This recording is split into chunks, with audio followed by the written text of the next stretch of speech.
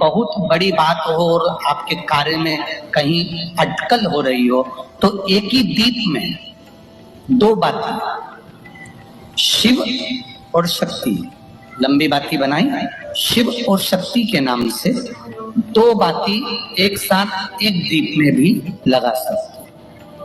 पर कब? जब विशेष कोई आपका कार्य हो और वो अटक रहा हो, विशेष कोई कार्य, और आप बाबा से प्रार्थना कर रहे हो तो दो बाती का भी प्रयोग आप कर सकते हो।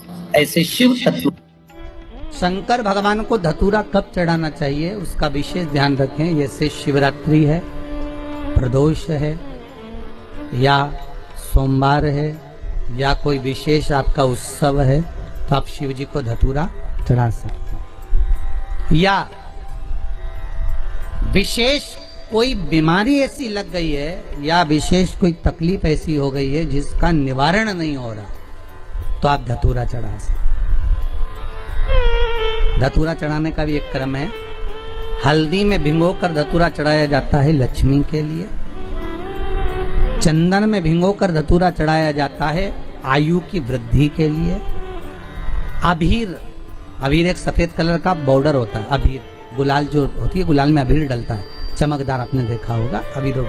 तो अबीर में धतूरा जो डुबो कर चढ़ाया जाता है, अबीर को लगाकर चढ़ाया जाता है, वो रोग मुक्ति का होता है। काय के लिए होता है? वो रोग मुक्ति। ओम श्री शिवाय नमस्तुभ्यं, ओम श्री शिवाय नमस्तुभ्यं। रोग की मुक्ति। धतूरे का भी एक स्मरण होता है महाराज। बहुत भारी रोग है, बीमारी लग गई है, डॉक्टर अपना काम कर रहे हैं, घर का व्यक्ति बहुत बीमार हालत में पड़ा हुआ है, तो बेलपत्री के वृक्ष के नीचे भी शिवलिंग का निर्माण कर एक धतूरा समर्पित करा जाता है जिससे रोग से मुक्ति होती है। उसमें ना तो हल्दी लगाई जाती है, ना चंदन लगाया जाता है, ना भीर लगाया जाता है, केवल धतूरा चढ़ाया जाता है। जिसके जीवन में हमेशा कांटे ही मिले हैं। बेटी बड़ी हुई तो घर में मायके में दुख देखा, और मायके से गई ससुराल में तो ससुराल में दुख देखा। ससुराल में भी दुख देखने के बाद में भी पति को बहुत कुछ काम खुलवाया, बहुत धंधे खुलवाए, नौकरी लगवाई, पर वो पति बार बार छोड़ कर आ गया, बार बार तकलीफ भोग रहा है, बार बार कष्ट भोग रहा है। फिर थोड़े दिन काम करता है, थोड़े दिन छूट जाता है, फिर व्यापार में बढ़ता है, फिर छूट जाता है, फिर कोई दुकान खुल गई, थोड़े दिन अच्छी चली, फिर वापस वहीं घर पर आकर बैठ गया। अर्थात उसके जीवन में वो शून्यता चल रही है। तो बाबा देवाधिदेव महादेव कहते हैं,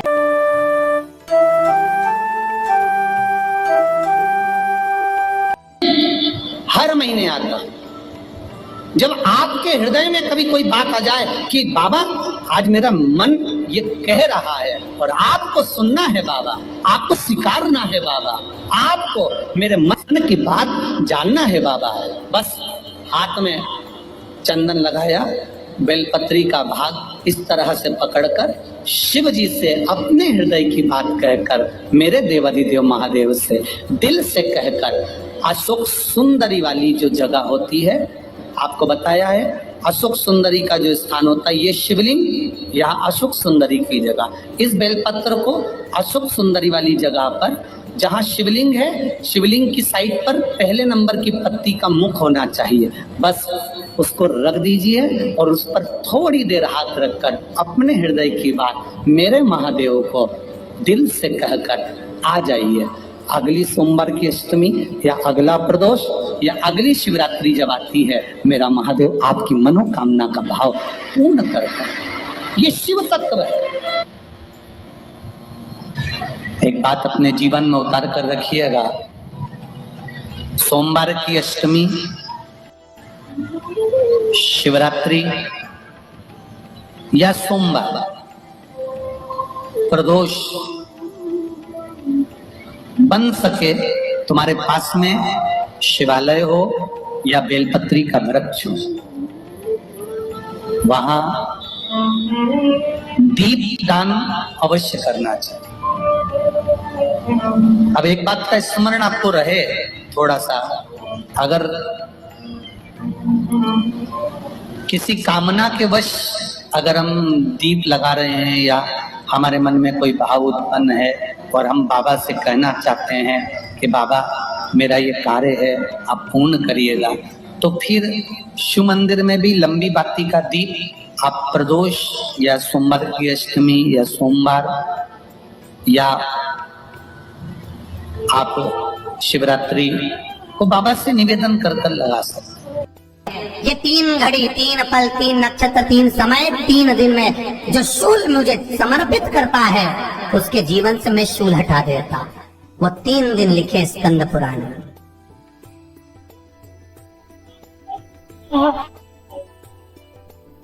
महाराज बैसाख महीने में जो प्रदोष आती है, बैसाख के महीने में बहुत ध्यान से सुनना भाई, जो अपनी जिंदगी से बहुत तंग आ गए हो, परेशान हो गए हो, कष्टमय जीवन जी रहे हो, बहुत दुखी हो गए हो, उनके लिए ये स्कंद पुराण का चरित्र फिर मिले ना मिले आप प्रेम से सुनिए। आओ, पहला बैसाख महीने की प्रदोष,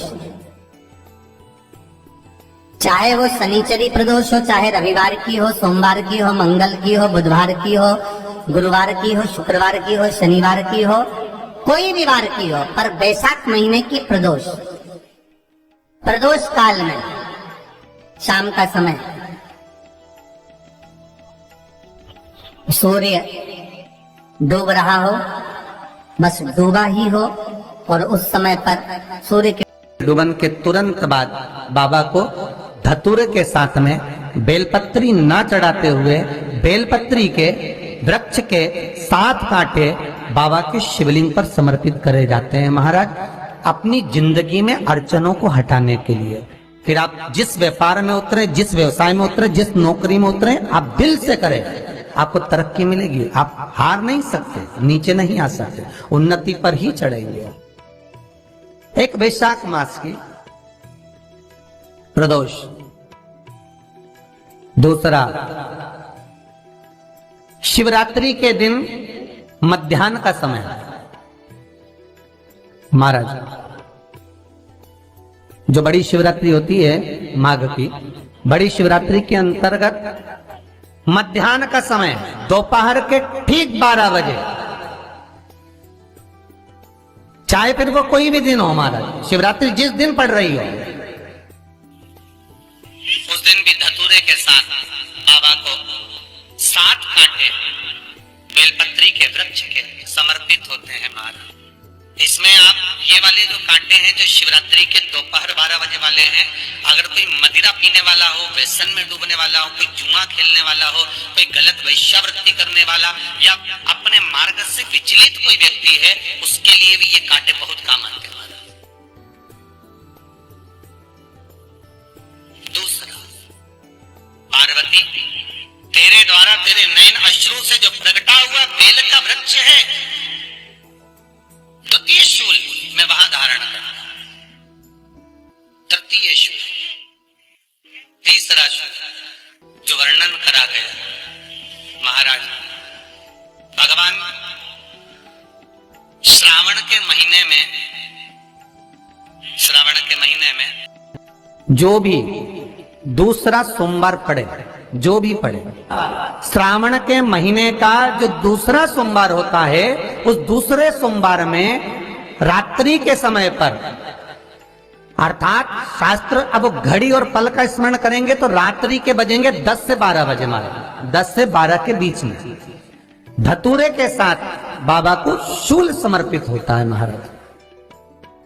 ये भी हमारी बाधाओं को, हमारी तकलीफों को, व्यापार व्यवसाय के लिए, नौकरी सर्विस के लिए, बहुत सारे एग्जाम में आप बैठ लिए, गवर्नमेंट एग्जाम के लिए बैठ लिए, नहीं हो रहा, ये 3 बार मेरे शंकर को बेलपत्री के वृक्ष के शूल समर्पित होते हैं, उसका आनंद पाना और उससे अपने को सुख प्राप्त करना।